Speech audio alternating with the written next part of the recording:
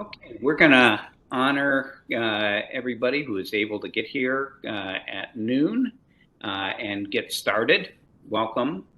My name is Glenn McCrae. I'm the director of the Northeast Transportation Workforce Center and part of the National Network for Transportation Workforce, 4 centers covering the U.S.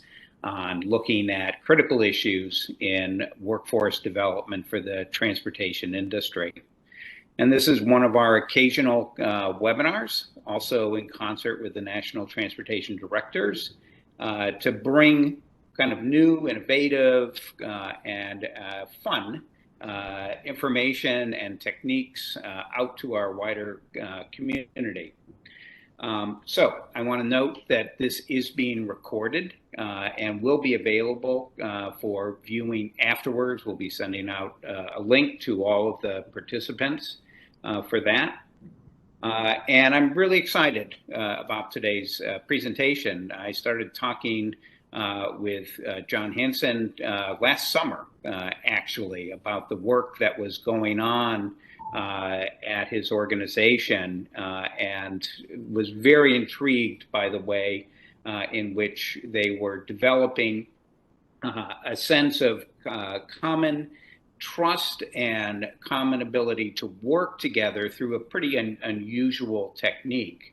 And those conversations continued, and with his rest of his team, Christina and Nick, who are here today. And there's obviously a much bigger team now with the Delaware River Port Authority where all of this is taking place. So we're really excited to have John, Christina, and Nick with us today to talk about this idea of their approach to transforming organizational culture and how they've used the principle of applied improv to do that. And so with that, I'll turn it over to John or Christina, I think. Great. John? Yep, thank you. Thank you, Glenn. It's good to be with you this afternoon. And just to give you a sense of the organization, DRPA and PATCO is a bi-state organization created by Federal Compact, and we operate 4 bridges that connect South Jersey to Philadelphia. The inner bridges are suspension bridges, the Ben Franklin and Walt Whitman bridges. The outer bridges are cantilever truss structures, the Commodore Barry and Betsy Ross. We also have a 15-mile heavy rail commuter line. It's third rail electrified that connects South Jersey to Philadelphia. To give you a sense of size of the organization, prior to COVID, our revenues were almost $350 million. We have a 5-year capital program of almost $850 million and about 865 employees, depending on the day. The nature of our organizational structure makes authority very diffuse. Hierarchical authority is not reliable. It's difficult to use.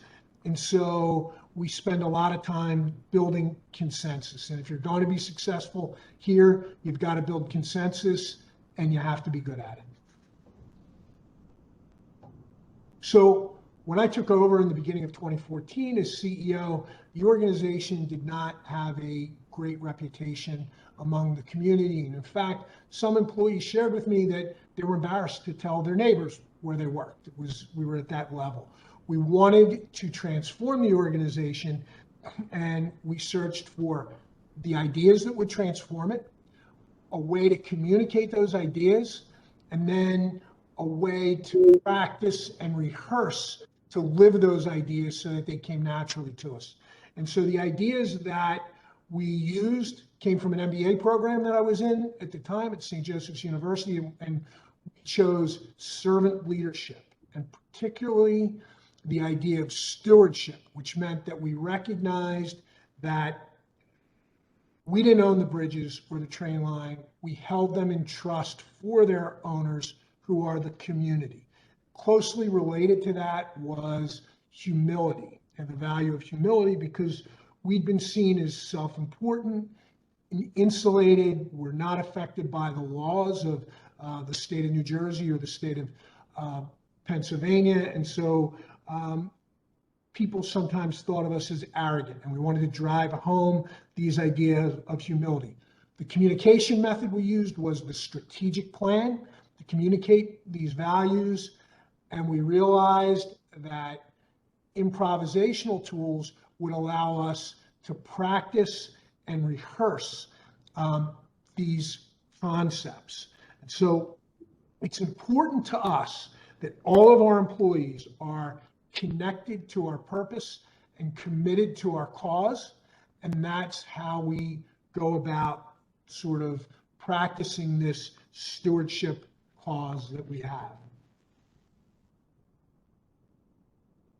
So hi everyone, I'm Christina Maroney and I'm really excited to be with you here today. So before we talk about what we've done to begin to change the culture, I'd like to share some background and context for how it all started. John alluded to some of the things that we've done, but several years before John became the CEO and I was in a different role in the organization, we recognized several critical issues that were hindering the operation of the organization. Referring to the slide that John just discussed, he talked about our new stewardship mission and vision and connecting others to our purpose. So the pivotal point when we began to understand the problems we faced was when we started to view things through the lens of stewardship and service and public value, sort of our purpose, the reasons that we exist as an organization, which is, again, it's to serve others through the management and operation of our transportation assets. So again, our organization has been around for almost 100 years, and we've continued to serve the public very well and consistently and reliably. But we did notice some things that were troubling within the organization. So at the time, we had several high priority mission critical projects that were going on simultaneously. And like all public agencies, whether it's transportation or just any other governmental or quasi-governmental agency, resources are constrained and capacity, staff capacity is limited. So to be successful in accomplishing and executing these projects, coordination and collaboration was of paramount importance. So we knew our employees are extremely competent and dedicated as individuals, but many departments were siloed and did not communicate with other departments, let alone collaborate.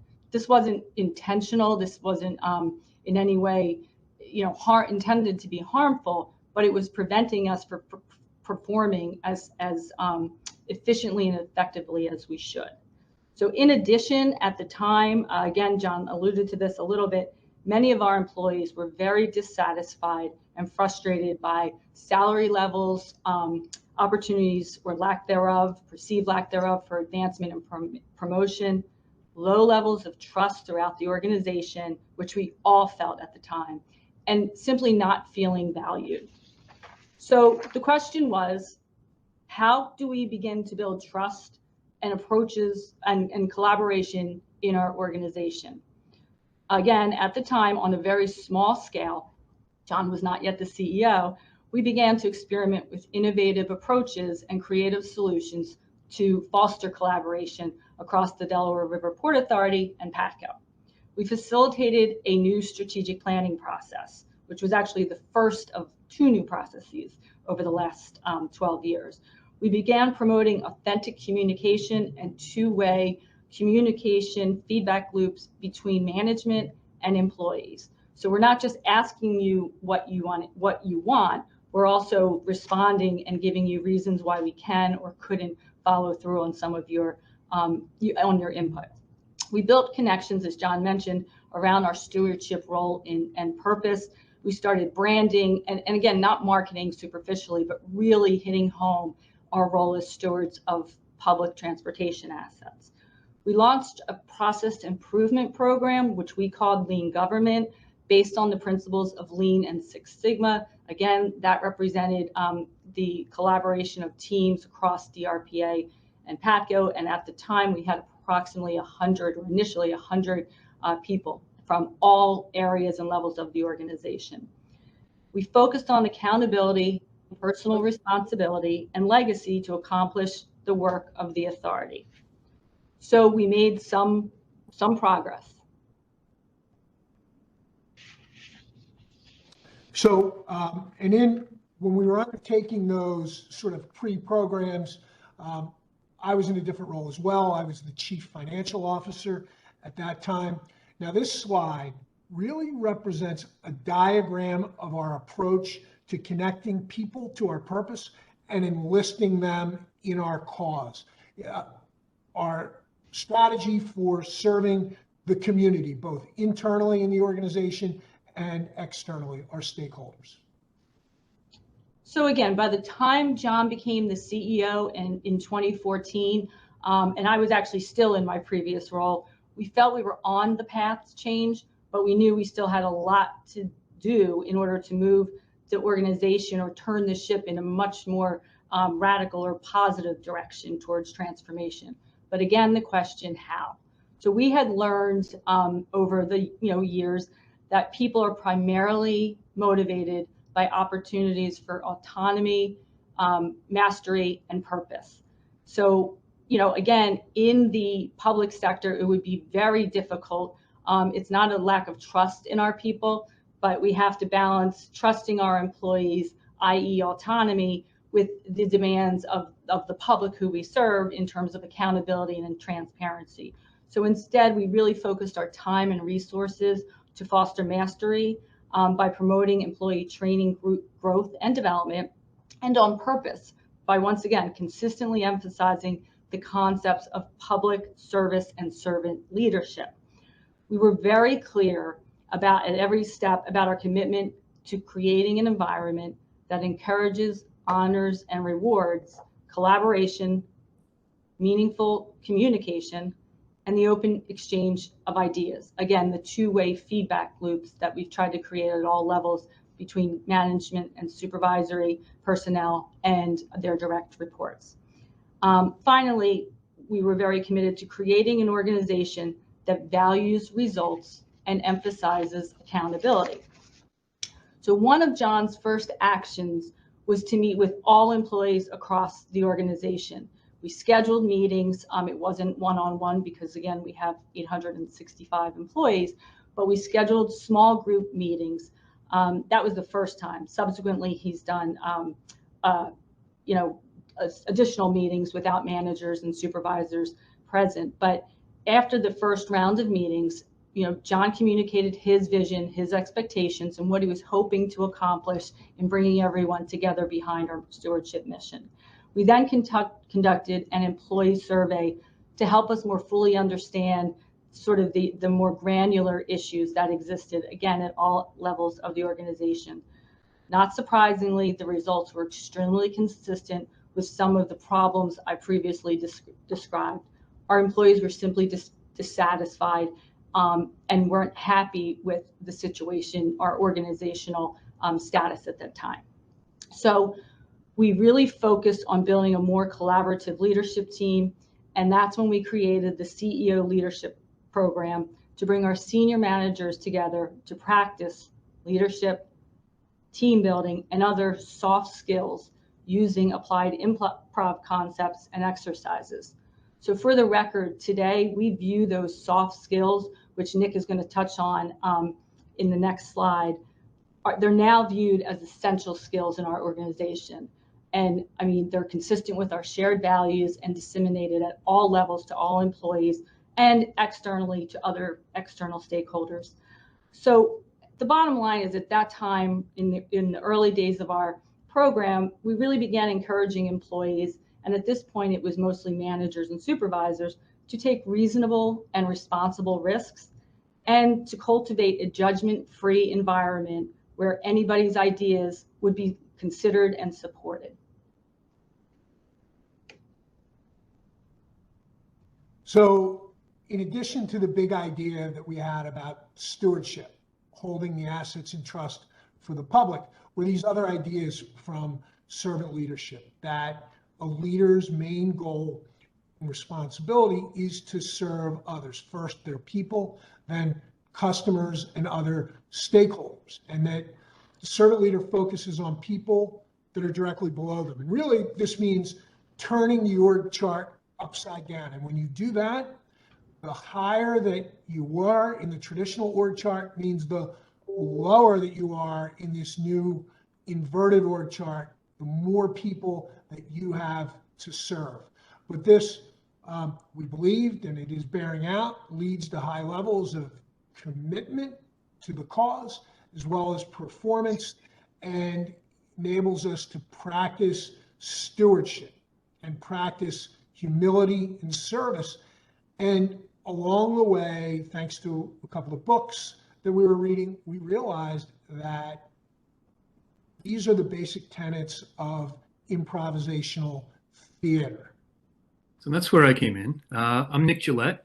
I'm a performing artist and a teaching artist in Philadelphia. I primarily work with improv. And if you're not familiar with improv as a whole, improv is a performance. It's frequently comedy. It can be music or dance. I work mostly with theater, where myself and my team will go out on stage with no plan. We have no script. We don't know what the show is going to be about. And yet, if someone makes a choice, we all have practiced supporting that, building on it, and one move at a time, collaboratively across an entire team, will make an entire night of comedy. It's frequently, it's always surprising. It's frequently very funny. And it's a blast to do. And what I teach is not just to theater students, but I teach to businesses and universities applied improvisation. And this is what John alluded to. This is and not too new, a pretty well-established approach to organizational health, where it turns out the skills needed to improvise well on stage are the exact same skills that are necessary for good stewardship and servant leadership. So these look differently if they're on stage or if they're being applied in an organization or a team setting, but the skills and drills are in many ways identical. It's a way of actually practicing, not just talking about the values, but doing them. The main goal of an improviser is always support. Someone goes out on a limb, it's then my job to make them look good. On stage, that looks like one thing. In an organization, you can imagine someone has an idea, you want to go and support that in any way that you can. And we can't actually support our team members without first listening to them and caring about what is animating them, what is bringing them to these new ideas. Those do sound like, as Christina said, very soft skills, like caring sounds like just an emotional thing, but empathy is understanding. An organization is served by increasing the number of people who are understanding each other within it. Why something is happening might be a question that can be easily answered just by taking that first step and thinking, okay, this person might not, I don't know quite what they mean yet, but I'm willing to find out. I'm willing to give them the benefit of the doubt, that small amount of trust. And that those little risks of trust or risks of proposing a new idea, of speaking up to something that needs to be addressed, it's absolutely critical for an organization that wants to grow and change. Improv also, and this is never the goal, but it just happens to be a blast. It's fun. It's intrinsically rewarding. And that sort of has two effects. One is that it keeps people engaged in a learning environment. We're not just sitting down and digesting things from books. We're up on our feet in a room full of our coworkers doing these things together. But it's also a great learning environment. When people are relaxed, when we're laughing with one another, when we're having a good time, that's actually when people are the most receptive to some of these ideas, which at their core are asking for a pretty big shift, a mindset that goes from it can't be done to first asking, what would it take? What can be done right now? So we find that improv offers us the opportunity to practice and rehearse our mission, our vision, our values, servant leadership skills, and it lets us play in a non-threatening way with the trappings of status. Yeah, status is one of a number of different lessons that we would focus on for the times that we would have together. You can see this is a list of just different topics that we would take time to focus on. And they are not just things that an improviser does and the improv toolkit of practice points to. These are the servant leadership skills. Status has very much to do with self-awareness, how you affect another person. Are you making room for discussion, or are you dominating a conversation, right? We have to be not just aware of interpersonal skills, but infrapersonal, right? What is the effect that I am having? How can I be aware of that myself? And that's just one example. You can see this list. Persuasion and negotiation. We talk about how best to approach disagreements, right? Difficult topics, or speaking to some like difficult people. All of these things are worth spending the time to look at the best research of, and then to experience, to do the exercises which allow us to experience and learn experientially. Yeah, and I would just like to also offer, as a participant in these sessions, and definitely out of my comfort zone more often than not, the way that these are delivered, the way that we present them, which Nick and John will describe in a little bit more detail, truly energized those of us who are participating. Again, it was all about being vulnerable and taking risks, which again isn't necessarily part of my job description in a sense, but it really made me feel, and I think others, empowered to learn personally, but also I felt empowered to be able to share the information with those that I work with, either for me or just that I work with, because it really has made a difference in my relationships with a lot of our other members of leadership, and also all of my colleagues across the organization. Because these games that we play involve letting your guard down, and they're sort of like team building exercises, but on steroids, right? And when you let your guard down in this way, people become closer and the group becomes more cohesive. So I would try to take that whole list. It's a huge list of different topics that applied improv practices and touches upon, and I tried to condense it down. If you leave this seminar and you understand just 3 things about, okay, what is improv? What does it actually teach? I hope this is a good takeaway for you. One of the main things is about listening. Listening deeply without expectation, which really means kind of addressing that the way we typically listen to anyone has to do with listening to respond, right? I'm just waiting for my turn, really. Listening with an attempt at understanding, it's simple but not easy. It's something that actually requires practice. And also, to not expect or prejudge what is coming at us means we might be surprised. If we only ever think we're going to hear what we already think we know, then we're not actually going to hear the new pieces of information, or even how something is being said, which can have a huge amount of necessary critical info. Curiosity over judgment has a pretty broad approach to not just creative risk-taking, but any disagreement, right? Instead of shutting down if I disagree with something and say that must be wrong, I want to first get curious. I want to ask myself, or even ask the person I'm disagreeing with, what has led them to think that, right? To get curious about the differences allows us to actually explore, oh, okay, we actually have a huge amount of common ground, and either I'm missing something critical that they know, or I've identified what they might not have seen. And again, just that number of perspectives all working together lead us to a better place ultimately. And the trust that takes, because it does take a lot of trust to work with other people in this way of allowing someone to explain themselves. It allows the risks of collaborative decision making, of letting someone who you trust make decisions. It sounds, hopefully not radical, but it is, again, simple, still not easy. It's difficult to do. But if you purposefully build a culture that not just tolerates risks, but celebrates it, you're going to only be able to do that if you already have a strong foundation of trust. And like John was saying just a moment ago, what we're really doing is building the bonds between people where that trust is possible. These are some of the things we've started to hear around the office. They all have to do with improv, just little ways that the lessons kind of become words. Yes, and if you've heard anything about improv, you've probably heard of this as like the maxim. Yes, and just means not literally saying yes. We're not all just like agreeing and going with everything. It means, yes, I hear you, right? I agree that I'm listening.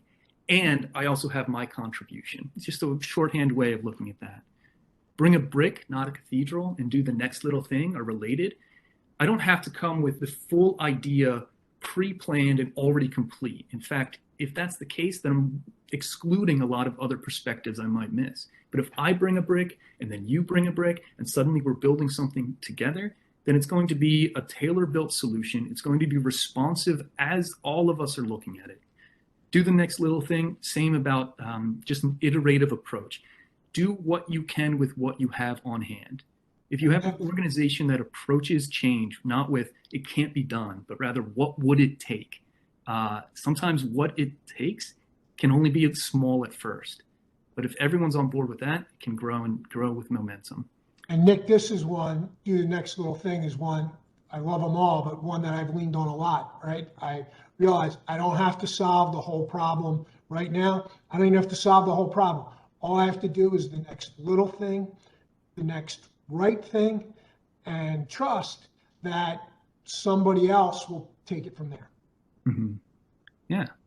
Supporting your partner, and I've got your back. These are just ways, of course, of, if I can use a real world example, I overheard a conversation between Christina and John. They were about to head into, I don't know if it was a board meeting or who it was with, but John asked Christina directly, what is it you're trying to advance? How can I help? What do you need me to back you up on? And to me, I was just like, it was a little like proud improv teacher moment of like, I think they're getting it. I think it's working. But it's real. You can imagine an entire team moving with that dynamic. Really has something special if everyone can see the value of supporting one another. This last one, mistakes are gifts, is a little counterintuitive, right? We're all like type A, like we want to get it straight. We want to get it right all the time. But sometimes that's the paralysis of not being able to even begin. Competent mistakes. If you have pilot programs that fail and you understand why, that's not a waste, that's a lesson. And that is incredibly valuable. And if the opposite is no risks are taken and no mistakes are made, that's stagnation for any organization. So John, just speaking of do the next little thing, all these programs were actually born from that inaction. And I think, John, that was your approach to the CEO Leadership Series. Yeah, absolutely. So we had gotten to a point initially when I took over, we had made some changes. The pace of change was slowing down.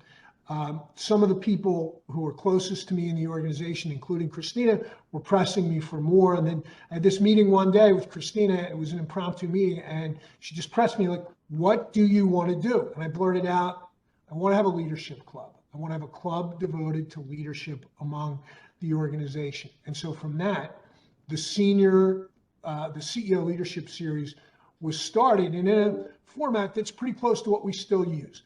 It begins with a didactic portion where we present something from a business book, from a textbook, from an article, from a podcast, traditional sort of training. And then from there, we go into these improv exercises, these team building on steroid exercise. And this was an iterative process too, right? Doing the next little thing, getting people more and more able to tolerate these exercises. And the story I want to tell you about, one day there was a particular exercise that I wanted to get to, that I wanted to do. And it's called Bunny Bunny. And I was pressing Nick and Christina, like, I don't think we're ready for it. I don't think we're ready for it. But if you can imagine this, because this is me and the C-level suite, right? The top people, and you're in a corner, in a circle, in a room. And the goal of it is to share the spotlight, right? Passing the spotlight around, but while everybody's involved. And so it starts like this. Somebody starts out, the whole group starts out with sort of like a rhythmic chant. It's like, ba, ba. And they're clapping, keeping time, clapping their thighs. And then one person is moved by the spirit of the bunny and goes, bunny, bunny, bunny, bunny, and selects the next person. And whoever is becoming the bunny, the people on either side of them are going tiki-taki, like this. And it's really embarrassing, right? But you're practicing sharing the spotlight. You're also letting your guard down in a way that after you've been through that and been through it a few times, it's going to transform relationships. And it was extremely successful when we did that, right? People really took to it. After the CEO Leadership Series, Christina and her team, working with Nick, created the peer-to-peer leadership exchange, Next Level Managers. Through the pandemic, when we couldn't be together to do this, we actually, Nick actually created a recorded webinar series with employees working together on a platform like Zoom.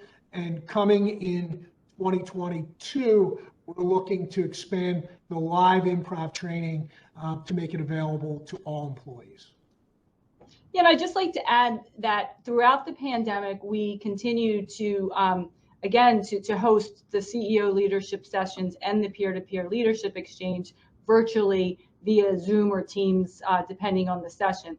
So, again, we're really looking forward to continuing or doing it in person, hopefully very shortly. But in the meantime, we've continued to host them virtually. So we continue, like this transformation is ongoing. We're not done, but we believe we're on the path. And we've used these tools, particularly the improv tools, to lubricate the gears of our professional relationships. It really paid off in our response to the pandemic. I mean, people were working together one day and out the next. We had to keep the doors open, the bridges open, the trains running, and the relationships that we build up, we were able to sort it all out. We were able to get the job done with very little illness and really next to no community-acquired illness in the workplace. We've been far more collaborative. The cohesion that we built through these exercises has really torn down the silos, and people were even compartmentalized within the silos, gone a long way to building a more collaborative and functional team, and become aware of status, which is a huge thing, right? When you walk around, all of us have some level of status. We don't realize it. We don't realize the impact that we have on other people. But when you start to play with status through some of these games, you really become aware of it, and it enables you to choose whether you need to be in a high status position to just give an order. Sometimes that's necessary. Most of the time, you need to take a lower status posture to foster collaboration and conversation. So to sum up, this is a quote from the end of Hamlet: "The readiness is all." Applied improvisation, what it's done for DRPA PATCO is an enormous topic, but to really sum it up, I think this is as best as we could possibly do. We can't be prepared for everything, but we can practice being at the edge of unknowing, to know what we do know, to be able to work together to address any unknown situation. As John said, the pandemic was a large unknown for everyone entering into it, and I think one of the best of organizations that managed to overcome those difficulties and hurdles were on the strength of how it was able to move together as a unit. Okay, folks, this concludes our presentation, and now we'd be happy to take any questions that you may have. Thank you very much for your time. Great. Thanks, all three of you. This has been terrific.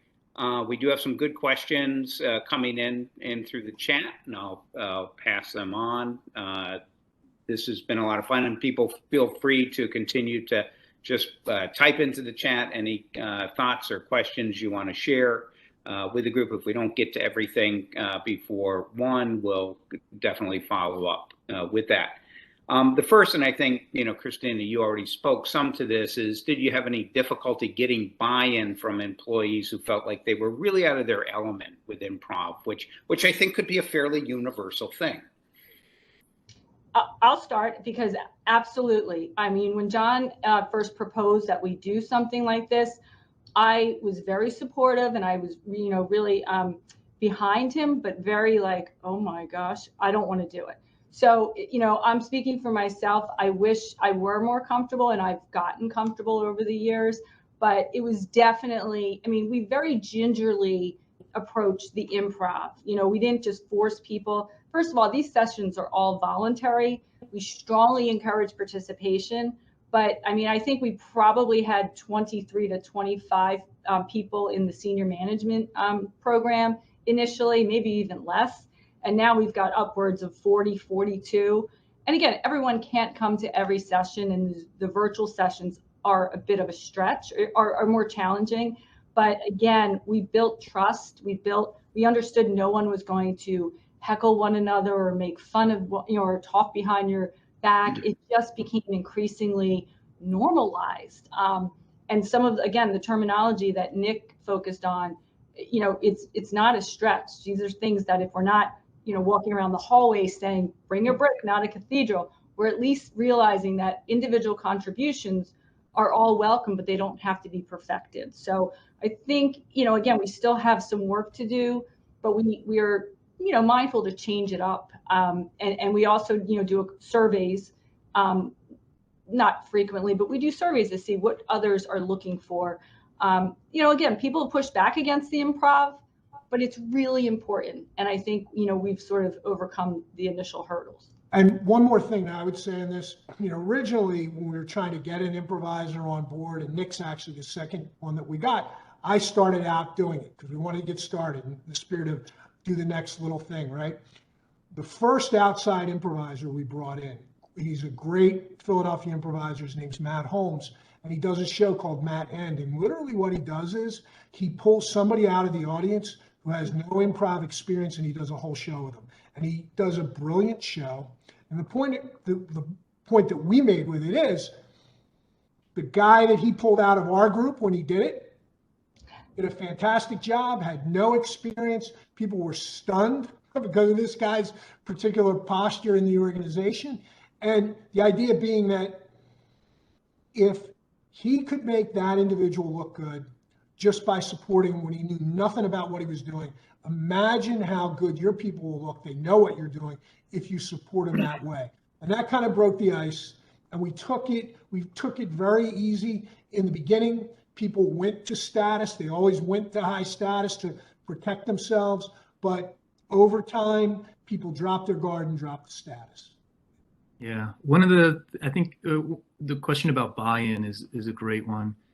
On day one, working with the group, when this was January 2020, we were all in person, and I gave them permission to say no, and it's like, this is the opposite. I thought improv was about yes, but they first needed to feel safe, to not be, there's nothing less fun than mandatory fun, right? But really to be able to say, like, this is a risk that you can take if you want to join us. It might feel scary, but that's what we're practicing. We're practicing trying new things. And I encouraged their feedback afterwards. And even on that first day, I remember there was one person who said, like, I love the didactic portion. I love learning. I hate the improv exercises. And I just gave that person permission to hate it, right? To meet it where they were. And over time, I have to say, it's never been public, but whenever I've had a conversation with that person, like, it has deepened our understanding. And it was just the respect of saying, like, I hear you, and I'm not going to force you to do any of this, right? You can only meet this when you're ready to, and the risk to jump in will always be there. And I think over time that does have an effect. But a culture of trust needs to address the fear of what that means first. I think related to that is this next question, which is, kind of what gave you the confidence that this is going to be effective? Did you have some evidence of this, or did you think it would work great and if implemented, or was it literally a shot in the dark to say, let's try this, see if it works. If it doesn't, we'll move on? So as Christina said, we had built up a track record back when I was the CFO. We implemented this lean government thing. And one of the clues that we got was, where I went out, I became a Lean Six Sigma black belt, and then I taught the skills, and then we actually put people to work on processes.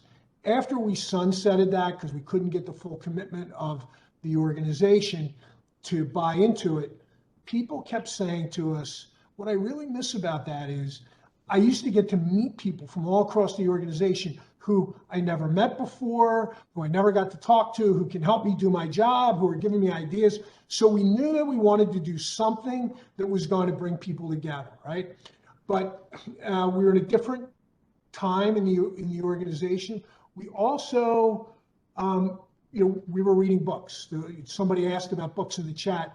There was a book by a guy named Dan Pink, and he had a whole chapter on improv, pointed to another book called Group Genius by a guy named Keith Sawyer, which was just about this subject. And we just thought, we're just going to try. We were improvising before we even realized it, right? We're going to try this. And it wasn't always easy. Like now you look back and it looks like it was on this straight line.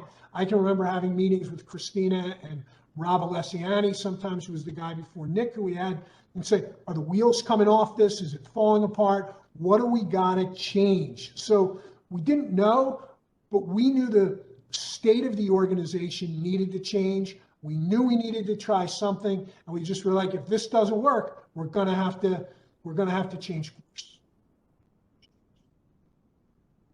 Yeah, there's a large body of research from the Harvard Business Journal, different leadership science journals that look at improv.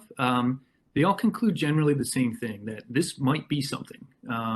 And further research is needed. And I think I do like that idea of it might, and I think it's the difficulty of a lot of social sciences is there's no way to repeat or replicate an exact experiment. A lot of these, what we're working on, the interpersonal skills, are by definition subjective. It would be neat to see how improv, like I'm thinking of even what would the control for the experiment be, right? Does improv work any better than another team building activity? Or simply, is it the time people spend together that's a little bit outside of their normal workflow? I think there's definitely room for research. This seems to be effective, but the only real evidence that we have from inside of it is, this handful of studies that are saying this is worth still looking at, and the anecdotes of listening to the organizations that I've worked with in the past. And I think it's really just about a commitment to making a change, right? There's probably a lot of different ways you can do it, but if it's just a lot of crass techniques that you're throwing out there, that's not going to work. You got to have a commitment to change. I'm sorry, Christina, I sort of stepped on you. No. And I was just going to say, it's really hard when you have to be able to measure things, and I know that's sort of what everyone points to. How do you know? And unfortunately, as Nick is saying, a lot of it is subjective and anecdotal. But myself, I've been here for a very long time. I've had different roles. We've had ups and downs, as John's described, and this is definitely a high. This for me personally has been tremendous, and I just have to look to how our organization responded to the pandemic. We pivoted on a dime. From one day to the next, and then throughout, we developed this amazing journey back to the workplace plan, recognizing that our primary responsibility is the keeping and care of our workforce and our customers. So, we're a transportation organization who operates 24/7, 365 days a year.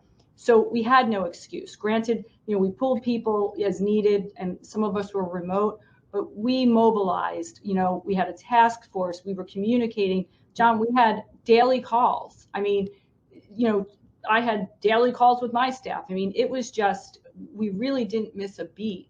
Again, we can't control what the outcomes due to the pandemic, but we can try to control, or at least really promote, ongoing collaboration and communication. And the reason I say this is, again, I've worked with so many of my colleagues for almost 30 years, and we never worked together before. And now, I can count on them, they can count on me, and we know it. And you reach across, and again, I work for both organizations, but in the past, they were very different organizations, and now we view ourselves as a team, a collaborative team, and we trust each other.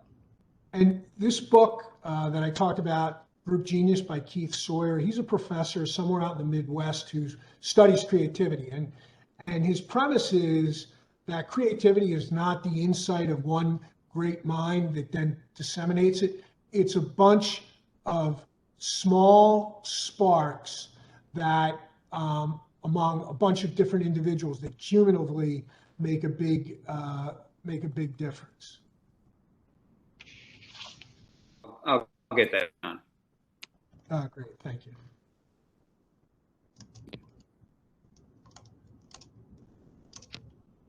Yeah, you won't be surprised, you're probably looking in the chat, that a lot of the questions have to do with implementation. So whether it's top down or bottom up, kind of how do you start to infiltrate your organization with an idea? What are the resources that are available, kind of beyond this webinar where you're sparking this thought, maybe this will work back home, kind of, well, what would you advise an organization to do, or people within an organization that want to try this out? I mean, you do the same thing, right? Do the next little thing. The first thing is get a group of committed people, right? Reach out to people who you think might know something about it. But the biggest thing, I mean, what we did literally was, I have no special training in psychology or anything like that. I'm a CPA, right? We just knew we had to make changes, and a few of us got together. It was me, Christina, our chief engineer, Mike Venuto, the guy who runs our train operation, John Rink, Tony Brown is our chief administrative officer, lent support to this. And, we just started talking, what will help make a change? And I think there's a lot of different ways you can do it. This one worked for us, but it also happened to be in part the accident of what we were reading at that time. This book by Dan Pink had a chapter about improv. He pointed us to other books. We started talking about how can we adapt this to our organization. And it also helps when you start from the top. Again, you need to consider everyone, frontline employees, but, John was definitely, first of all, as the CFO, he was still chief level.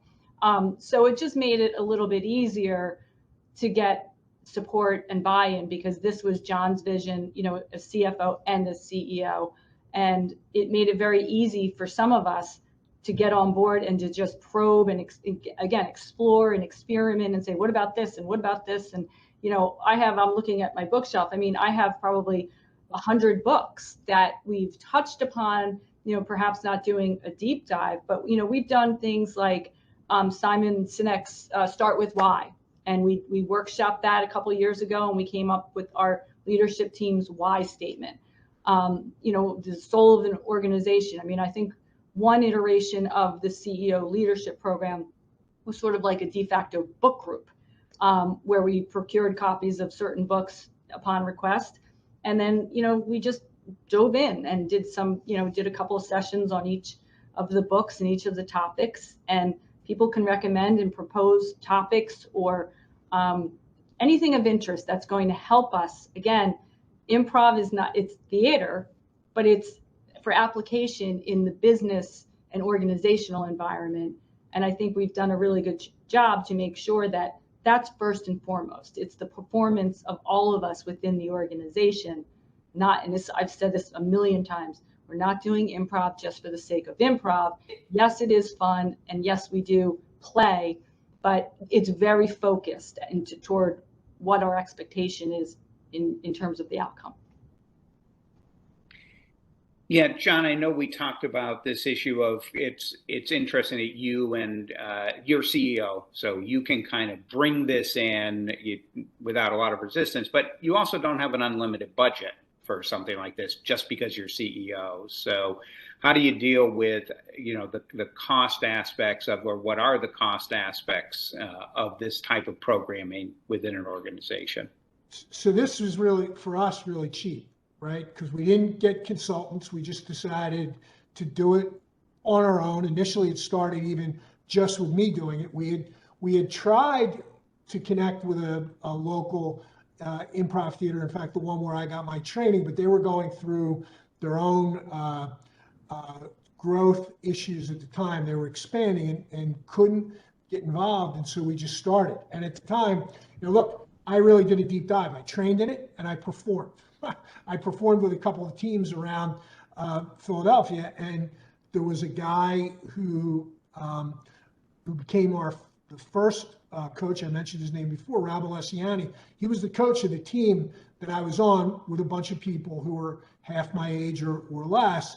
And he had just left his job. He was looking to do more things in the arts. And I said, Rob, look, I can't pay you a lot of money, but I can take you on part-time and have you work on organizational development things, the improv being the biggest thing.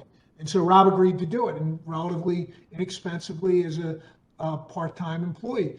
I made the same very persuasive pitch to Nick, right? I can't afford to pay you a lot. I can't bring you on full time, but if this is something that will work for you, unfortunately, Nick was in a place where he could do it. So for us, the expense, if you want to call it that, is the time of the employees who are devoted to this. But most of the employees just have to get their work done otherwise,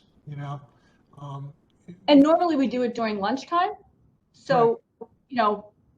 Occasionally we provided lunch a couple of years ago, but it's bring your own lunch, or so we generally, I do have a very limited budget, but I haven't had any expenditures because we haven't had, expenses, a couple books here and there. But that's about it. It's largely the people who participate are the program. I think this other question here, which is probably a good one to end on, and interesting about other people. Just John and Christina, what do you think is the most important or even most interesting thing you've learned about employees individually as a result of doing these exercises? Well, I'll start, and John, you can finish it off. As I mentioned, the dynamic, certain individuals, I had no idea what they were capable of and what they were really made of. Again, we value our employees, and I know everyone is talented and competent, but just like interesting and, learning stuff about, things that you just wouldn't know about someone. It just builds my confidence in knowing, wow, what a great team we have. And I think that's what it has been. It's having each other's backs, genuinely though, not just saying it, but seeing it in practice, seeing people not pair off, but a lot of the team building exercise and the improv exercise, you have a partner initially or at some point. And it's just the willingness for people to, incrementally put themselves out there. And also they keep coming back. And one of the complaints that I've gotten consistently through the pandemic is, gosh, I can't wait till we're back in the multipurpose room, because, it's a big room that we all, would congregate, which is just not a thing right now, but hopefully soon. So that for me is the people out. It's all about, really, I have such respect for my colleagues. They're just awesome. Absolutely. I think what you learn when you start to interact with people at this level is that they're capable of much more than you usually think. Our minds are wired in a way that we take shortcuts, right? Because we're not always thinking about every aspect of every moment. And what that results in at times is we pigeonhole people or we label them and we think, well, this is my go-to person for that. This is this person's area of expertise. This person is always going to complain to me about this or that. And you start to realize that, really realize, I mean, it's one thing to know it, but it's another thing to really realize how much depth there is to every single person that you meet, and how much they all want to succeed, even your problem employees, if you can get to them at the right time, in the right way, they want to succeed. I also got to tell you this story about something that I learned about myself on this, and because of playing with status and becoming more aware of status. I'm a guy who, I started on an assembly line. I was a maintenance man. I went to college at night. And so I sort of worked my way up that way, right?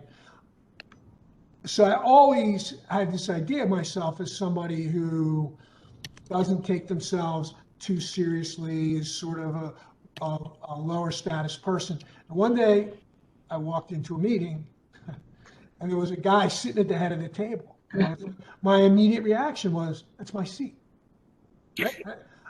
It was my immediate reaction, but because of all the work we've done, I had to laugh at myself and say, you horse's ass. Like, all this stuff you tell yourself, and here's your reaction, right? So it definitely changes the way that you understand other people and their capabilities for the better. And you're going to come across some revelations about yourself as well, if you're willing to be self-aware when you undertake something like this. Terrific. I can't thank you all enough for sharing these ideas, this concept, your experience with it. I think this was extremely beneficial for everybody participating and will generate a lot of conversation back at home organizations. I did note in the chat that John, I don't know if it was a mistake, but said, well, maybe we would do a future workshop where, we would online be able to practice some of these with people who would come in. So we'll take a poll afterwards and see if there's a critical mass of folks who would like to join us for that, as well as other future workshops that we'll be putting on. So John and Christina generously shared their emails in the chat. We'll post them again with the recording that you'll all get an email about after we wrap up this session. So thanks for everybody for participating today. Hope you have a great rest of the week. Thank you again, John, Christina, and Nick, for being with us and sharing today. Thanks, Glenn, and we would love to come back. Thank you, everyone. Thanks, Glenn, and we'd love to come back again and showcase how brilliant Nick is at that. And that would really be the next step. Take care. We will. We'll look at that. Thank you, everybody. Bye-bye. So, bye now.